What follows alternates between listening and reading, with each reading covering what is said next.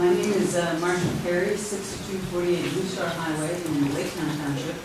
I'm here today representing the Suag Twp Coastal Alliance, whose members include many Suag Township residents. Are you all in possession of the letter from Olson, Bislock, and Howard on our behalf? And have you all studied it yet? Yeah, it came in this afternoon. Oh, this afternoon, so actually you haven't had a chance to do. I know it was posted on the township website. I must have missed. Okay. Sorry. There was one that came in this afternoon.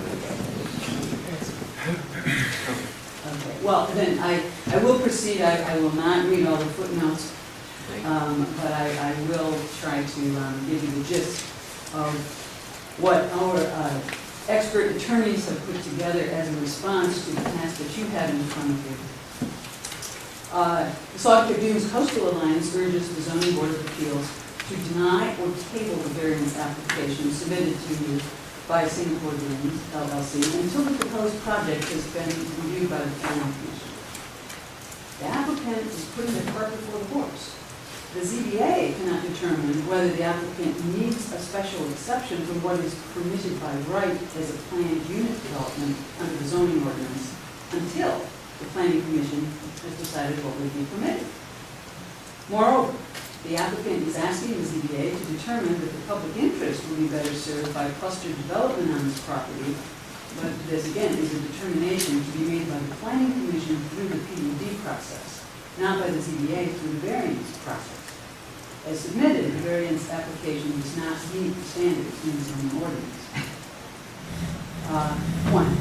The Planning Commission must review the proposed PUD project before the ZBA can evaluate the variance request. The ZBA cannot and should not determine that a special exception to the zoning ordinance is required until the Planning Commission has reviewed the proposal under the PUD standards in the zoning ordinance and then determined what is permitted. The applicant is requesting dimensional variances for 4 multifamily buildings at heights of 55.5 to 60.5 feet, nearly twice the 35 feet height permitted by the zoning ordinance as part of the residential development that also includes a private marina and recreational facilities. This project would not be permitted under the usual R2 district zoning regulations, but the applicant intends to seek approval of the project by the Planning Commission through a residential PUD pursuant to the zoning ordinance. Now, the PUD is a unique form of development that is specifically permitted by the Michigan Zoning Enabling Act, subject to the restrictions in that same act. A PUD is intended to create flexibility for the Planning Commission and the developer where an alternative project design might better serve zoning purposes than what is permitted under traditional zoning, including projects that, quote, provide more desirable living, shopping, and working environments by preserving the natural character of open fields, stands of trees, brooks, ponds, hills, and similar natural assets. The zoning ordinance creates some minimum requirements for a PUD. For example, the applicant must present a detailed PUD site plan, and the density of the project cannot exceed the density otherwise permitted by the zoning ordinance, but generally speaking allows the developer and the Planning Commission flexibility in project design. And in exchange for this flexibility, the MZEA and the zoning ordinance charge the Planning Commission with the duty and responsibility to ensure that the PUD serves specific public interest standards and grants broad authority to the Planning Commission to deny the project or to impose conditions as necessary to protect those public land purposes. And these standards include that the PUD shall be designed, constructed, operated, and maintained so as to be harmonious with the character and use of adjacent property in the surrounding area and, quote, shall not create hazards to adjacent property or the surrounding area, unquote. Now, the applicant has inappropriately asked the ZBA to approve a height variance before it has taken its proposed PUD to the Planning Commission for several important reasons. First, the ZBA cannot determine whether the applicant requires a variance from what is permitted under the zoning ordinance because it is not known what will be permitted until the Planning Commission reviews the PUD proposal. A dimensional non-use variance is a narrow exception to usual zoning requirements It is granted when practical difficulties arise in applying the zoning ordinance to a certain property. The approval of a PUD requires application of discretionary public interest standards through a public hearing process, and the ZBA cannot predict or ascertain what the final project approved by the Planning Commission might look like. Therefore, the ZBA cannot determine whether the applicant will suffer practical difficulties in the application of the PUD standards to the property without first knowing how the Planning Commission will apply those standards. Second, the application has insufficient information to make a decision at this point in time since the project is not final. The application provides vague drawings of the buildings but falls far short of the detailed project requirements needed for Planning Commission review. Plus, there are any number of significant changes that could result after Planning Commission review. For example, the Planning Commission may determine that the setback is insufficient such that a different layout is required, which would have significant implications for the applicant's contention that the placement of the buildings renders them invisible from Lake Michigan. As a result, it is not possible to evaluate the project under current standards based on the information provided by the applicant. And third, the applicant is asking the ZBA to make determinations that the zoning ordinance intends to be made by the Planning Commission. The applicant explains variances are necessary because the public is better served by a cluster development on this property in order to protect the property's sensitive environmental features. This may be true, however, the zoning ordinance already creates a special exception to the usual regulations to address this concern, and that's the PUD. The Planning Commission is the body charged to evaluate this concern through the public PUD hearing process, and not the ZBA through a variance process. Indeed, the applicant's justifications for the variance only explain why a residential cluster PUD may be needed. They do not explain why a height variance is needed in addition to a cluster PUD. In fact, the applicant could not explain this at this point in time because it cannot be known what will be permitted through the usual zoning process until the Planning Commission has reviewed the application. Because it is not possible for the ZBA to determine whether a special exception to the zoning ordinance is required until the Planning Commission has determined what is permitted by the zoning ordinance, and because it is the job of the Planning Commission to determine whether public zoning purposes are better served by a cluster PUD development on this property, we respectfully submit that this application should be tabled or denied pending Planning Commission review of the proposed PUD. In addition, the application does not meet the zoning ordinance variance standards. The applicant has not submitted evidence supporting factual findings sufficient to establish that each of the standards in the zoning ordinance and the MZEA have been met, and therefore the application must be denied. First, the applicant must show that the condition or situation of the property or its intended use is not of so general or recurrent in nature as to make reasonably practicable a general regulation for such condition or situation. And this requirement is tied to the idea that if the, quote, hardship, unquote, claimed by the landowner is also faced by other properties subject to the same regulation, then it should be addressed through a revision to the zoning regulations, and not through a variance. The applicant's claimed hardship does not meet this requirement. The hardship of wanting to cluster development to preserve environmental features is so general and recurrent that there already is a regulation for such condition, the cluster residential PUD. Thus, the applicant's remedy is to go through that process and not to seek a variance. Second, the applicant must show that there are exceptional or extraordinary circumstances applying to the property in question that do not apply generally to other properties in the same zoning district, i.e., that the property suffers a unique hardship. The applicant claims, quote, the combination of geographic features, topography, location, and size, unquote, that make up the applicant's property is unique, and that because of the property's uniquely special environmental value, quote, applicant requires the ability to concentrate construction within a defined footprint. And again, this amounts to impermissibly seeking a variance on grounds already addressed by a cluster PUD that could equally apply to every other property. The fact that the applicant would prefer to not only cluster buildings but also build very tall buildings does not make this a hardship or unique. Other landowners subject to height restrictions might feel the same way.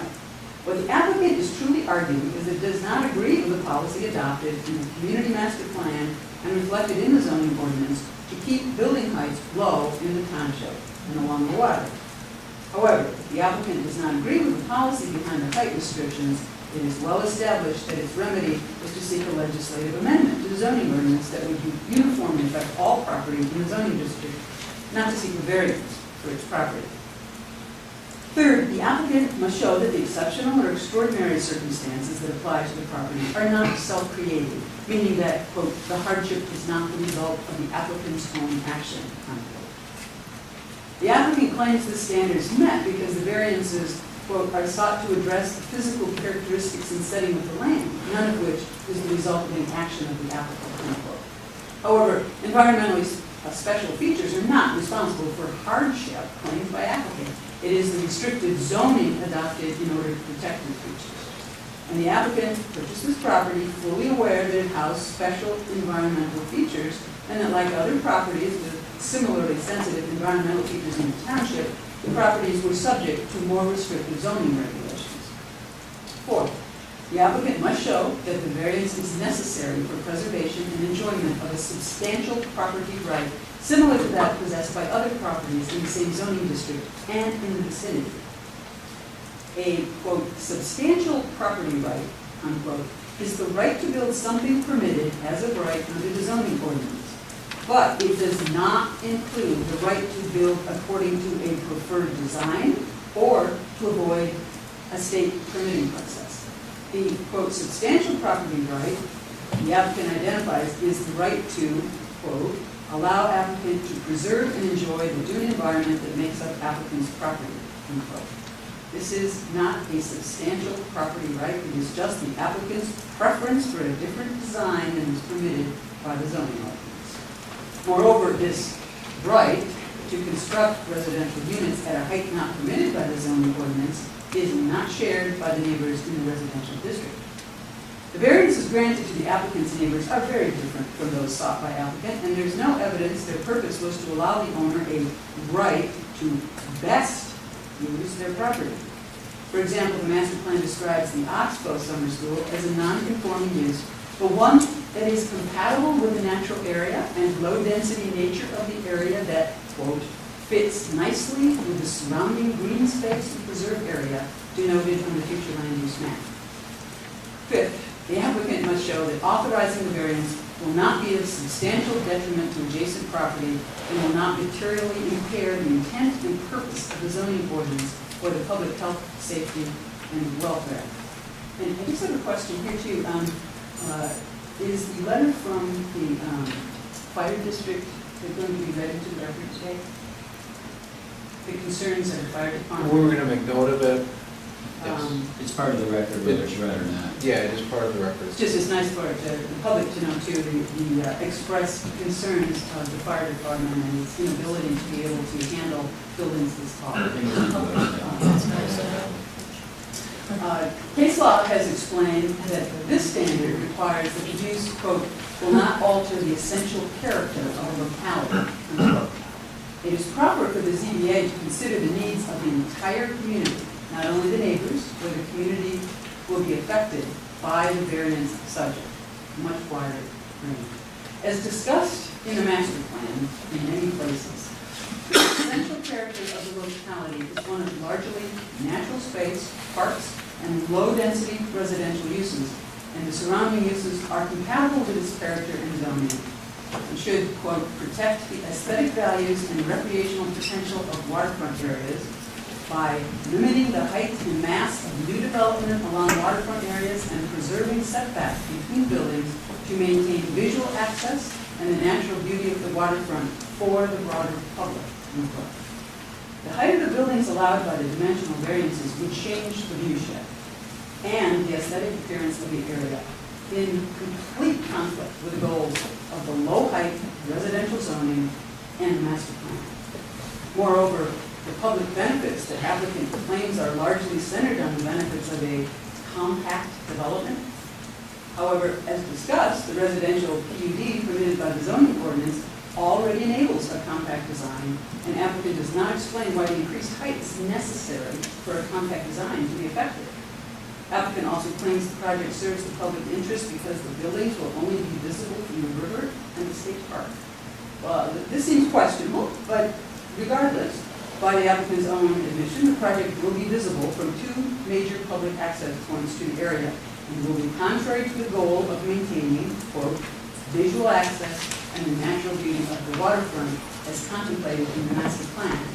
Because the applicant has failed to demonstrate that any of the variance standards are met, let alone all of them, this application must be denied at table. So I will leave the last paragraph of summary for you to review as you're making your considerations. I also wanted to comment on some of the parts of the presentation here, much of which obviously is beyond the purview of what we stated initially. We're here to talk about a height variance, whether it makes sense, whether it fits the requirements that you have by statute to apply to this. And suddenly, I mean, we do have some new ideas about how nice it would be to have some of the land reserved around it. These are not something that has actually been, this hasn't been offered. It doesn't affect the height variance in any way that I can see. So I'm sure that you realize that the whole construction of what is intended for this land by the applicant remains in flux and in question, which again makes it very, very difficult, not to say impossible, for you to make a judgment that is well informed and appropriate to the situation at all, which is why tabling or denying it seems the obvious outcome. And we certainly hope that you will take all of the comments that you've heard here, the legal information that's been provided, and continue to strictly and appropriately enforce the zoning ordinances that the township has worked very hard for many years to create, and that all of the community are subject to the impacts from it. So, thank you for all the work that you're doing, and good luck. Thank you, Marcia.